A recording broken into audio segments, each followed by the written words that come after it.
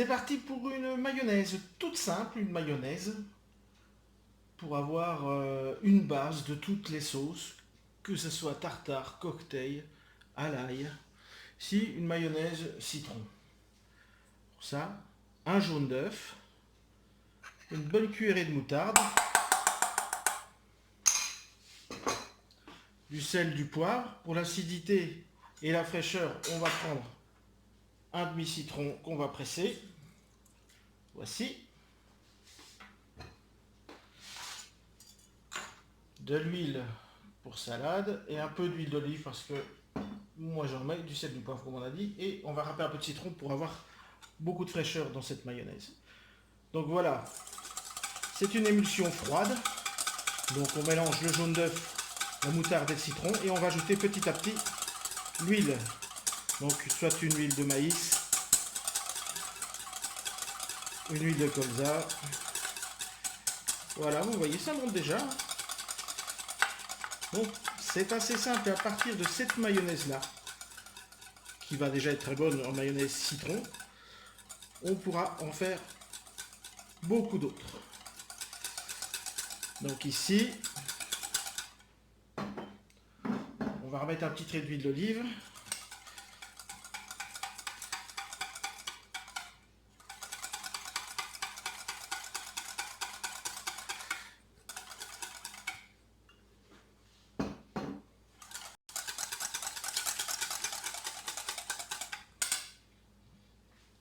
On va donner un petit peu de fraîcheur. Citron jaune. Donc bien lavé et non traité. Citron vert, pareil.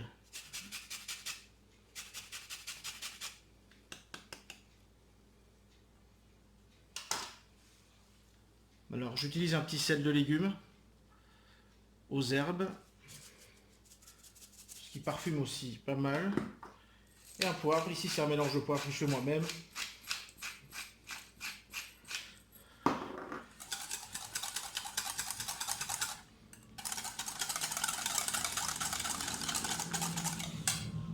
Et voilà, vous avez une mayonnaise. Donc c'est une base.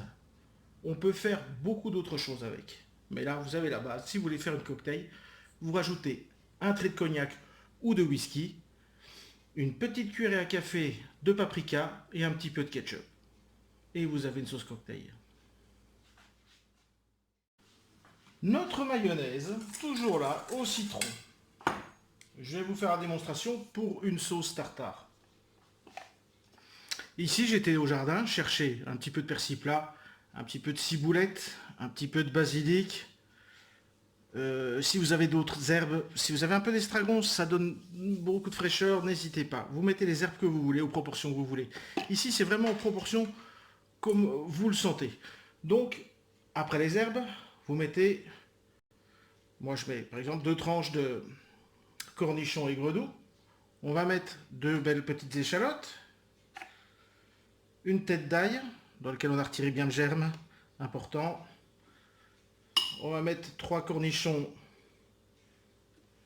au vinaigre, quelques oignons au vinaigre et un petit peu de capre. Moi, je mets une bonne cuillère à soupe. Voilà. On a fait le plus dur du boulot. Maintenant, on va mixer.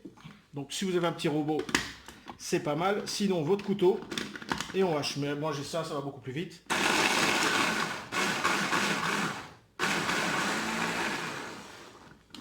On vérifie. Pour bien mettre tout vers le dessous.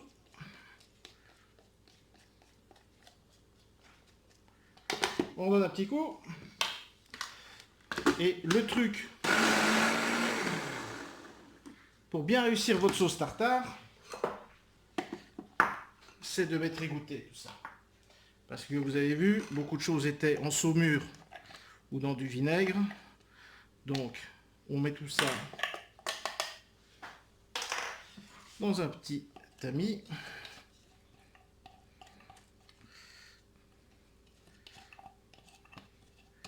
Voilà, voilà. Et si on n'a pas le temps d'attendre que ça s'écoule, on presse soi-même.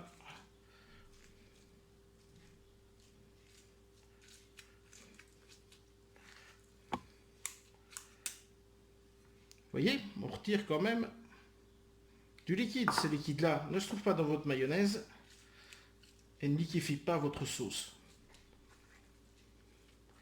Si vous voulez qu'elle soit plus persillée, vous rajoutez plus de persil, plus de basilic, plus d'herbes, plus de ciboulette. Si vous la préférez plus aillée, vous mettez plus d'ail, et ainsi de suite. Voilà. Vous avez vu, faire une tartare, ça va plus vite que d'aller au magasin, croyez-moi.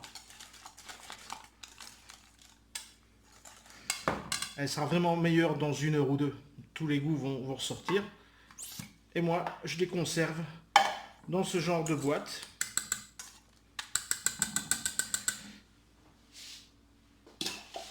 Voilà.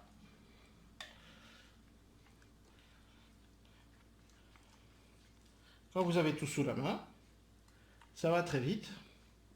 Et croyez-moi, aucune comparaison avec les mayonnaises industrielles ou les tartares industriels.